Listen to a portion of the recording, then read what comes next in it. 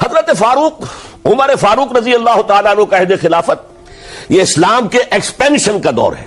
اب جو وہ انٹرنل ڈفتی ختم ہو گئی، انٹرنلی کنسولیڈیٹ ہو گیا انقلاب محمدی صلی اللہ علیہ وسلم، لہذا پوری طاقت کے ساتھ اب 3 لشکر نکلے ہیں، مشرق کے لیے، شمال کے لیے، مغرب کے لیے، اور فتوحات کا دائرہ شروع ہوا. 10 برس حضرت عمر رضی اللہ تعالیٰ عنہ کے خلافت کے وہ ہیں، نوٹ کیجئے، جس میں ایک سلطنت 2 سپر پاورز اس وقت کی تھی، کئی 100 سال سے چلی آ رہی تھی 2 سپر پاورز، اور دونوں جزیرہ نماء عرب کے سر پر بیٹھی ہوئی تھی. سلطنت ایران، عراق سے ہو کر سلطنت ایران، کہ خسرو کے زمانے سے، ذوالقرنین کے زمانے سے عظیم مملکت تھی، سپر پاور.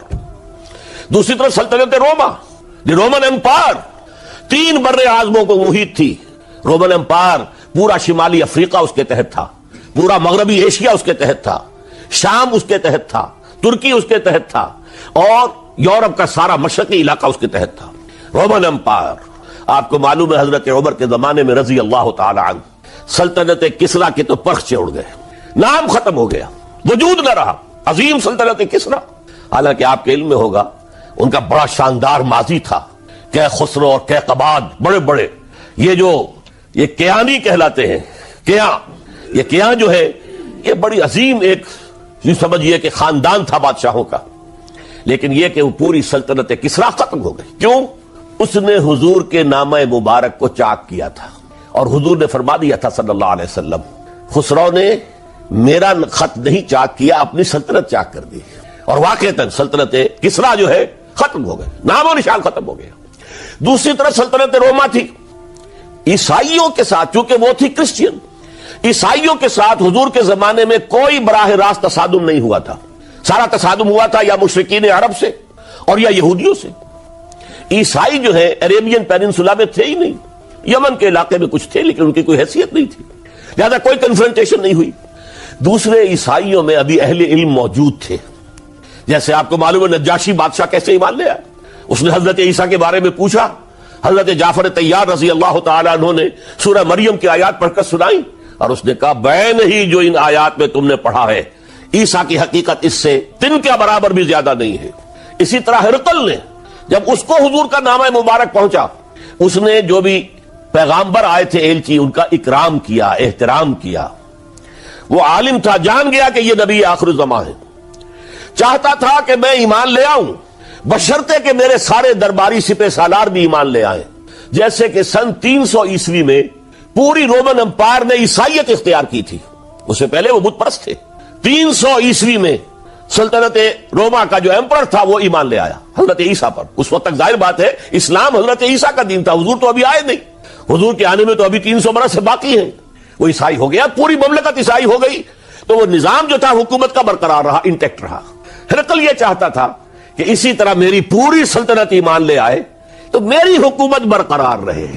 لیکن یہ کہ اس کے جو درباری تھے اور اس کے بڑے بڑے جو سپہ سالار اور جرنیل تھے انہوں نے ریجیکٹ کر دیا، اور یہ بادشاہت کی بیڑی اس کے پاؤں میں پڑی رہ گئی. ایمان تو نہیں لایا لیکن پہچان گیا تھا حضور کو صلی اللہ علیہ وسلم. اور اس سلطنت روما سے پھر آپ کو معلوم ہونا چاہیے کہ مسلمانوں نے اس کی 3 ٹانگوں میں سے 2 ٹانگیں توڑ دی، پورے شمالی افریقہ سے نکال باہر کیا، پورے مغربی ایشیا سے یہ شام اور ترکی کا علاقہ اناطولیہ نکال دیا، اور اس کی سلطنت محدود رہ گئی یورپ کے اندر. تو یہ عظیم کام ہوئے ہیں حضرت عمر رضی اللہ تعالی عنہ کے عہد میں. اب سوچئے اس عظیم ریولوشن کا بھی کوئی کاؤنٹر ریولوشن ہونا چاہیے تھا کہ نہیں. ایرانی بڑے زبردست نیشنلسٹ لوگ تھے، نسل پرست، اپنی نسل پر فخر کرنے والے. ہماری روایات عظیم ہیں، ہم کہ خسرو کے وارث ہیں. اور آپ کو معلوم ہے کہ آخری جو بادشاہ تھا رضا شاہ پہلوی، وہ چاہتا تھا کہ خسرو کے دور کی عظمت اور سطوت کو دوبارہ لے آئے. 2500 سالہ جشن اس نے منایا تھا. وہ چاہتا تھا وہی شان میری ہو جائے جو کہ خسرو کی تھی. یہ جو ان کے اندر نیشنلزم تھا، جب ان کی سلطنت کے پرخچے اڑ گئے حضرت عمر رضی اللہ تعالیٰ عنہ کے ہاتھوں، تو ان کے دلوں میں حضرت عمر کی دشمنی، وہ خون کے پیاسے ہو گئے عمر کے رضی اللہ تعالیٰ عنہ. میں یہاں آپ کو ذرا ایک حوالہ دے دوں.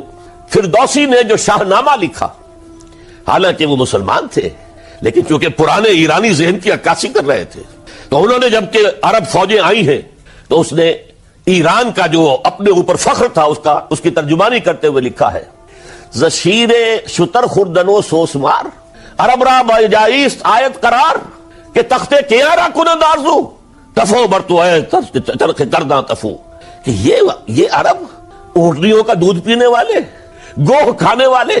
یہ گوہ ایک بڑی سی چھپکلی کا جیسا جانور ہوتا ہے جو صحرا کے اندر ہوتا ہے اور وہ اپنا ایک گھر بنا کر رہتا ہے، اسے کھاتے تھے.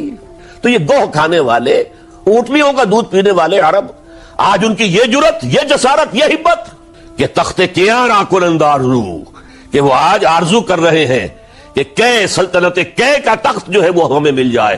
تفو برتو ہے چرخ درداں تفو، تف ہے تجھ پر اے گردش کرنے والے آسمان، تف ہے تجھ پر. لہذا اب کاؤنٹر ریولیوشنری موومنٹس آئی ہے. حضرت عمر کی شہادت اس کا نتیجہ ہے. ہرمزان ایک جرنیل تھا اور اس کے جنگی جرائم اتنے شدید تھے ایرانی کے کہ واجب القتل تھا. وہ گرفتار ہو کر حضرت عمر کے سامنے پیش کیا گیا. حضرت عمر نے فرمایا یہ واجب القتل ہے، اس کی گردن اڑا دی جائے. اس کی چالاکی دیکھیے. اس نے کہا امیر المومنین، اے مسلمانوں کے امیر عمر رضی اللہ تعالی عنہ، مجھے ذرا پانی پلوا دیجیے. حضرت عمر نے فرمایا پانی لا دو. ایک کٹورے میں پانی دے دیا گیا. پھر کہا دیکھیے امیر المومنین، مجھے ضمانت دیجیے کہ جب تک میں یہ پانی پی نہ لوں مجھے قتل نہیں کریں گے. فرمایا ہاں ہاں تم پانی پی لو، جب تک یہ پانی تم نہیں پیو گے ہم قتل نہیں کریں گے. اس نے وہ کٹورا پھینک دیا. نہ اب میں یہ پانی پی سکتا ہوں نہ آپ مجھے قتل کر سکتے ہیں، کیونکہ آپ کا ہے کہ جب تک میں یہ پانی نہیں پیوں گا آپ مجھے قتل نہیں کریں گے. اس ہیلے سے جان بچا گیا. پھر اس شخص نے ابو لولو فیروز، ایک غلام تھا، اسے اس کام کے لیے تیار کیا. حضرت مغیرہ ابن شعبہ کا غلام تھا وہ، اور حضرت مغیرہ نے اس سے روزانہ کی ایک اجرت کہ تم کام کرو، مجھے صرف 7 آنے روزانہ دے دیا کرو. اس نے آ کر حضرت عمر سے کہا کہ میرا جو آقا ہے مغیرہ ابن شعبہ یہ مجھ سے بہت زیادہ طلب کرتا ہے. حضرت عمر نے پوچھا کیا دیتے ہو؟ 7 آنے. تم کرتے کیا ہو؟ کہ میں نجار بھی ہوں، میں لوہار بھی ہوں، میں یہ کام کرتا ہوں. فرمایا اتنے پیشوں کا جاننے والا اس کے لیے یہ روزانہ کا ٹیکس یہ زیادہ نہیں ہے، یہ تمہیں دینا چاہیے. اس نے کہا میں چکیاں بھی بناتا ہوں. حضرت عمر نے فرمایا پھر ایک چکی ذرا مجھے بھی بنا دینا. کہنے لگا آپ کے لیے تو میں ایسی چکی بناؤں گا کہ جس کی آواز دنیا بھر میں جائے گی. وہ شخص ہے اور ہرمزان کی سازش کے تحت وہ ایرانی جسے بعد میں ایرانیوں نے کیا کہا، جس نے قتل کیا حضرت عمر فاروق کو، حضرت ابو لولو فیروز. آج بھی ایران میں اس کی قبر کی تصویریں بکتی ہیں بازار کے اندر. حضرت ابو لولو فیروز وہ آیا ہے مسجد نبوی میں اور آ کر اس نے جبکہ حضرت عمر رضی اللہ تعالیٰ عنہ امامت فرما رہے حملہ کیا. 5-6 وار خنجر کے کیے. حضرت عمر رضی اللہ تعالیٰ شدید مجروح ہو گئے. یہ انتقام تھا جو عجم نے، وہ سلطنت کے جس کے ٹکڑے ختم ہو گئے تھے، جس کا ٹکڑے کر دیے گئے تھے، اس نے انتقام لیا عالم اسلام سے. سمجھا انہوں نے یہ تھا کہ شاید یہ پوری عمارت اسی ایک ستون پر کھڑی ہے، حضرت عمر ہی کے ستون پر کھڑی ہے. اس ستون کو گرا دو گے پوری عمارت گر جائے گی. لیکن ثابت ہوا نہیں، یہ محمد کی بنائی ہوئی عمارت ہے صلی اللہ علیہ وسلم. یہ بہت قوی ہے، اس کی بنیادیں بہت مضبوط ہیں. کوئی ذرا سی تریڑ بھی نہیں آئی، ذرا سی تریڑ بھی نہیں آئی.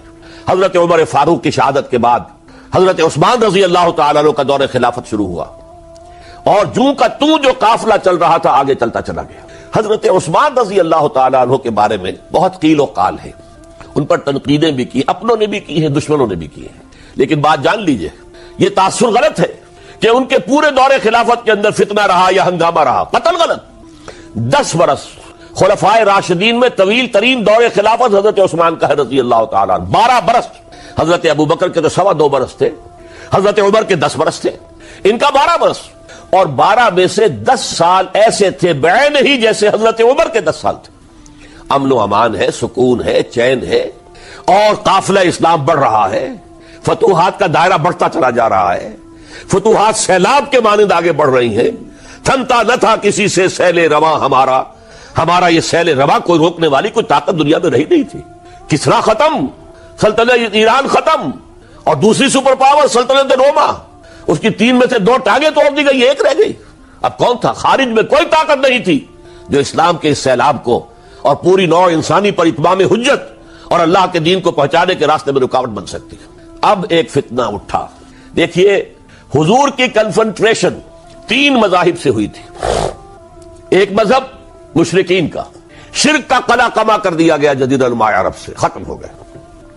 انہوں نے کاؤنٹر ریولوشنری موومنٹس اٹھائیں حضرت ابوبکر کے زمانے میں، ان کو کرش کر دیا حضرت ابوبکر صدیق رضی اللہ تعالیٰ عنہ، چاہے ہزاروں صحابہ شہید ہوئے۔ اس کے بعد دوسری طاقت کون تھی؟ مذہبی، یہودی۔ یہود کے 3 قبیلے مدینے میں آباد تھے، بنو قینقاع، بنو قریظہ، بنو نذیر۔ 2 کو مدینے سے نکال دیا گیا ان کی بدعہدی کی وجہ سے، حالانکہ حضور نے مدینہ تشریف لاتے ہی ان سے معاہدے کر دیے تھے۔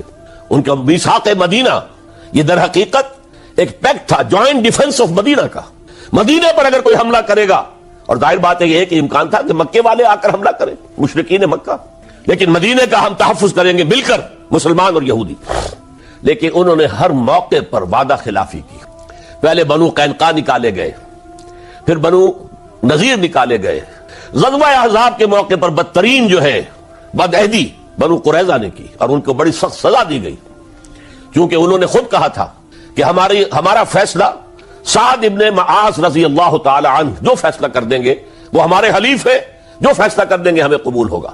اور حضرت سعد نے تورات کے حکم کے مطابق فیصلہ کیا کہ ان کے جتنے جوان ہیں وہ قتل کر دیے جائیں گے۔ بڑی سخت سزا تھی کہ جو دی گئی ہے، اس میں کوئی شک نہیں۔ پھر ان کا اڈا تھا بہت بڑا خیبر میں، وہ نکال دیا گیا، وہاں سے انہیں نکالا گیا، اس کے اوپر مسلمانوں نے قبضہ کیا۔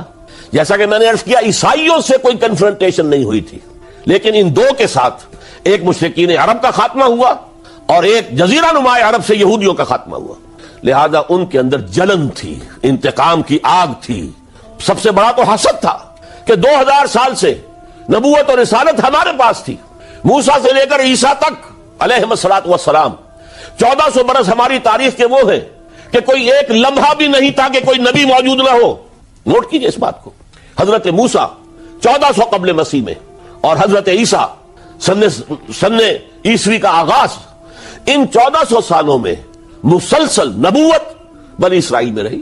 یہ حدیث ہے بخاری شریف کی، کانت بنو اسرائیل تسوسہم الانبیاء، بنی اسرائیل کی حکومت، ریاست، سیاست کا کام انبیاء کرتے تھے۔ اذا ہلک نبی خلفہ نبی، جب بھی نبی کا انتقال ہوتا تھا ان کا خلیفہ دوسرا نبی ہوتا تھا۔ یہ چین ٹوٹی نہیں، 1400 برس آپ کو معلوم ہے۔ حضرت داؤد بادشاہ بھی ہے، خلیفہ بھی ہے، نبی بھی ہے۔ ان کے بیٹے حضرت سلیمان بادشاہ بھی ہے، نبی بھی ہے، خلیفہ بھی ہے۔ اسی طریقے سے یہ سلسلہ چلتا رہا۔ تورات انہیں دی گئی، انجیل انہیں دی گئی، زبور انہیں دی گئی، بے شمار صحیفے اور دوسرے چھوٹے نبیوں کو دیے گئے۔ لیکن پھر اللہ تعالیٰ نے نبی آخر الزماں کی حیثیت سے محمد الرسول اللہ کو چن لیا، جو اسرائیلی نہیں تھے، جو اسماعیلی تھے، حضرت ابراہیم کے بڑے صاحبزادے حضرت اسماعیل علیہ السلام کی اولاد میں سے۔ اس پر انہیں سخت رنج، حالانکہ وہ پہچانتے تھے حضور کو، ان کی کتابوں میں جو نشانیاں لکھی تھی وہ پوری حضور پر جو ہے متفق ہو رہی تھی۔ قرآن کہتا ہے یعرفونہ کما یعرفون ابناہم، وہ ایسے پہچانتے ہیں محمد کو صلی اللہ علیہ وسلم جیسے کہ اپنے بیٹوں کو پہچانتے، لیکن انہوں نے نہیں مانا۔ بدترین دشمن، حسد کی آگ میں جلنے والے، اور آج تک وہی معاملہ ہے۔ ان کی نیچر تبدیل نہیں ہوئی ہے۔ اب جو کچھ قیامت صغریٰ آنے والی ہے مڈل ایسٹ میں، عراق پر حملے کے بعد جو کچھ ہوگا، اس سب کی سازش کس نے کی ہے؟ یہود نے۔ یہ ساری اسرائیلی سازش ہے۔ بہرحال یہ علیحدہ بات ہو جائے گی۔ اب انتقام یہودیوں کا آیا۔ یہودیوں کو یہ معلوم تھا ہم تعداد میں اتنے کم ہیں اور ڈسپرسڈ ہیں۔ سن 70 عیسوی میں ایک رومن جنرل ٹائٹس، اس نے حملہ کر کے یروشلم بیت المقدس کی اینٹ سے اینٹ بجائی۔ 1,33,000 یہودی ایک دن میں قتل کیے، اور ان کا سیکنڈ ٹیمپل جو تھا، جو حضرت سلیمان نے بنایا تھا، معبد، عبادت گاہ، ہم تو اسے مسجد کہیں گے، مسجد اقصیٰ، لیکن انہوں نے اسے کہا ہیکل، ٹیمپل، اس کو گرا دیا تھا نبوکڈنضر نے 587 عیسوی میں۔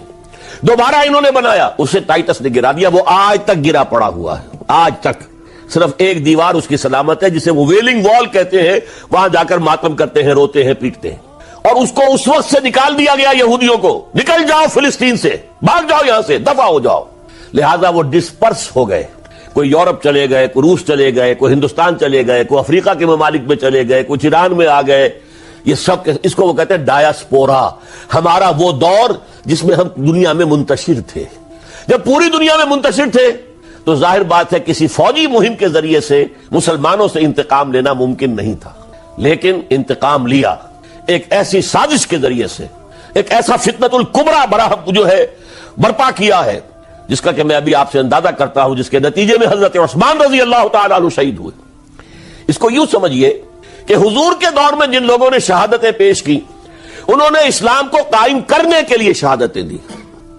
اب دور خلافت راشدہ میں جو شہادتیں پیش کی گئیں، وہ اسلام کو قائم رکھنے کے لیے جو عمارت بن گئی ہے، اب گرنے نہ پائے، اسے دشمن گرا نہ دے، اس ڈیفنس کے اندر، اس تحفظ کے اندر جانے دی، ہزاروں نے دی۔ حضرت عمر رضی اللہ تعالیٰ عنہ قائد خلافت ہے، بیت المقدس کا محاصرہ کیا گیا، فصیل بڑی اونچی، شہر اندر سے سیلف سفیشینٹ، حملے کا راستہ کوئی نہیں، محاصرہ طول کھینچ رہا ہے، لیکن ان کے پاس رسد بھی موجود ہے، پانی بھی موجود ہے، وہ دروازے بند کر کے بیٹھے ہوئے۔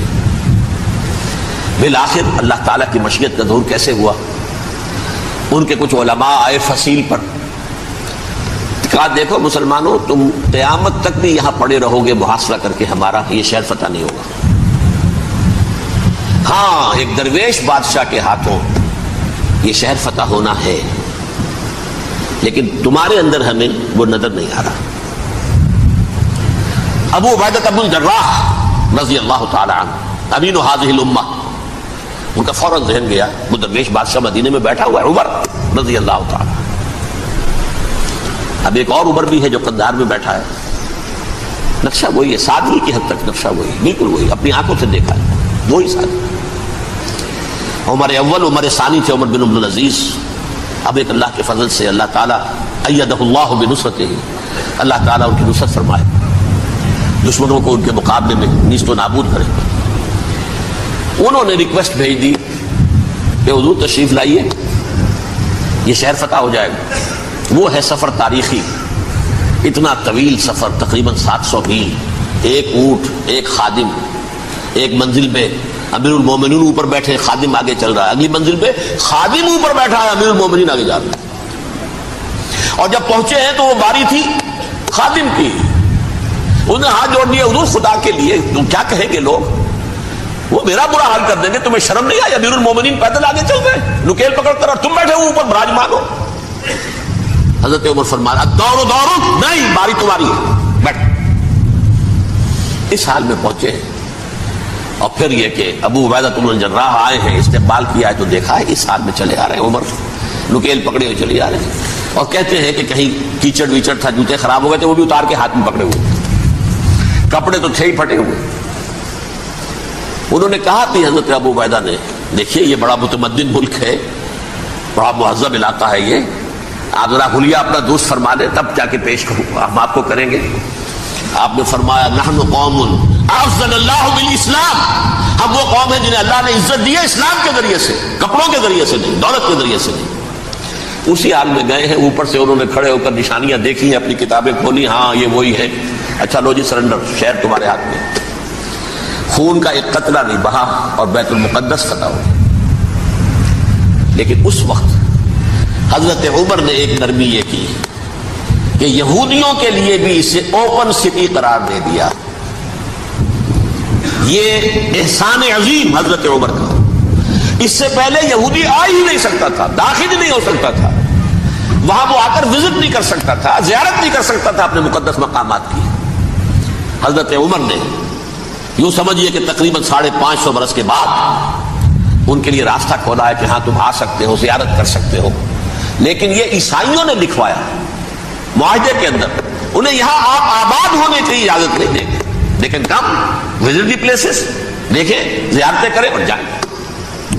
یہ معاہدہ حضرت عمر کا ہے رضی اللہ تعالیٰ، جو پھر خلافت راشدہ کے بعد بنو امیہ نے بھی اس کو آرڈر کیا، بنو عباس نے کیا، پھر جو ہمارے یہ ترکوں میں اندر خلافت آئی تو ترک خلفاء نے بھی اس معاہدے کی پوری پابندی کی۔ فلسطین میں آ سکتے ہیں یہودی صرف زائرین کی حیثیت سے، وہاں آباد نہیں ہو سکتے۔ اب آئیے اگلا دور آیا حضرت عثمان کا دور خلافت۔ یہ ہے وہ وقت کہ اب یہود نے امت مسلمہ کی پیٹھ میں چھڑا گھونپا۔ وہ کیسے؟ ایک یہودی عبداللہ ابن سبا اسلام کا لبادہ اوڑھ کر آ گیا، معاشرے کا جائزہ لے لیا، ان میں بنو ہاشم اور بنو امیہ میں جو پرانی کشاکش تھی اس کے کچھ نہ کچھ جراثیم باقی ہیں. اگر ان کو ذرا بھڑکا دے تو مسلمانوں میں انتشار پیدا ہوگا. کہا یہ عثمان کون ہے؟ یہ تو بنو امیہ میں سے ہے. یہ حق تو بنو ہاشم کا ہے، خلافت ان کے پاس ہونی چاہیے.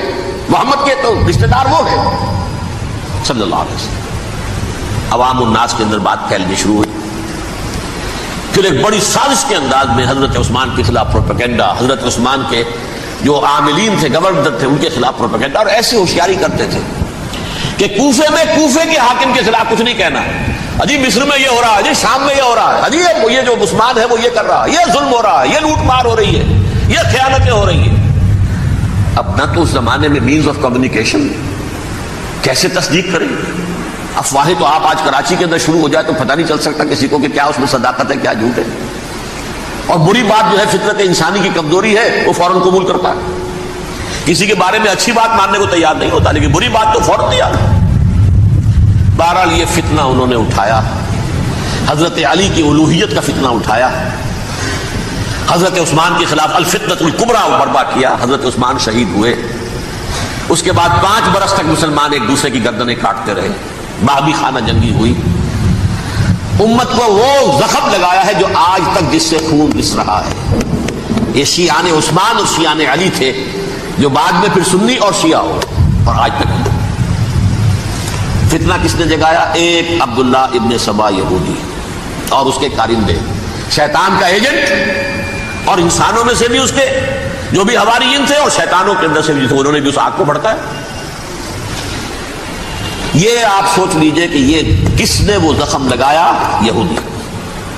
اگلا دور آیا، خلافت راشدہ ختم ہوئی، بنو امیہ کا بھی دور کافی گزر گیا. طارق ابن زیاد 712 عیسوی میں حملہ کرتے ہیں اسپین پر. اسپین اس وقت عیسائیت کا بہت بڑا گڑھ، بڑے کٹر ترین عیسائی جو ہے وہ اسپین میں تھے. لہذا یہودیوں کی وہاں بہت پٹائی ہوتی تھی، بہت پٹائی ہوئی. میں بتا چکا ہوں، دشمنی تھی چلی آ رہی تھی عیسائیوں کے ہاتھوں یہودیوں کی. وہ تو سن 300 عیسوی سے ایمپرر کانسٹنٹائن کے بعد سے شروع ہو گئی تھی. اس حوالے سے یہودیوں نے اس وقت چالیہ کی یہ برتی، کچھ راستے واسطے بتائے، کچھ مدد کی طارق ابن زیاد کی. طارق ابن زیاد نے انہیں اپنا محسن سمجھا. ہسپانیہ فتح ہو گیا تو یہودی چونکہ محسنین کی فہرست میں آ چکے تھے، انہیں بہت اقتدار نصیب ہوا. بڑی سپورٹ مسلمانوں نے دی. ان کے بڑے بڑے علماء جو اسی دور کے اندر پیدا ہوئے، بڑے بڑے تھنکرز ان کے اسی دور میں پیدا ہوئے. بن گوریون جو کہ ایک وزیر اعظم تھا اسرائیل کا، اس نے یہ لکھا اپنی کتاب میں، Muslim Spain was the golden era of our diaspora. وہ ڈائسپورا جو 70 عیسوی سے شروع ہوا تھا اور 1917 عیسوی تک جاری رہا ہے، اس میں سے گولڈن ایرا ہمارا جو تھا وہ مسلم اسپین تھا. ہسپانیہ میں بیٹھ کر ہم نے عیش کیے. لیکن وہاں سے انہوں نے اور جو کچھ کیا، یہ تو داستان کے تو بہت سے گوشے ہیں، لیکن میں جس اسٹریٹ لائن میں چل رہا ہوں اس کے اعتبار سے ایک بات سمجھ لیجیے. وہاں بیٹھ کر انہوں نے اب عیسائیت کی پیٹھ میں چھڑا گھونپا، پروٹیسٹنٹ مذہب پیدا کیا، تقسیم کر دیا. جیسے شیعہ سنی کی تقسیم، عبداللہ ابن سبا، رومن کیتھولک اور پروٹیسٹنٹ کی تقسیم، یہودی علماء. ہوتا کیا تھا؟ ہسپانیہ کی یونیورسٹیاں ہیں، کارڈووا میں ہے، ٹولیڈو میں ہے، گریناڈا میں ہے، غرناطہ، قرطبہ، تولیتلا، اور وہاں آتے تھے لوگ. فرانس سے چلے آ رہے ہیں نوجوان پڑھنے کے لیے، جرمنی سے چلے آ رہے ہیں، اٹلی سے چلے آ رہے ہیں. 3 ہی ملک قریب ترین پڑھتے ہیں سینٹرل جو یورپ کے ہیں.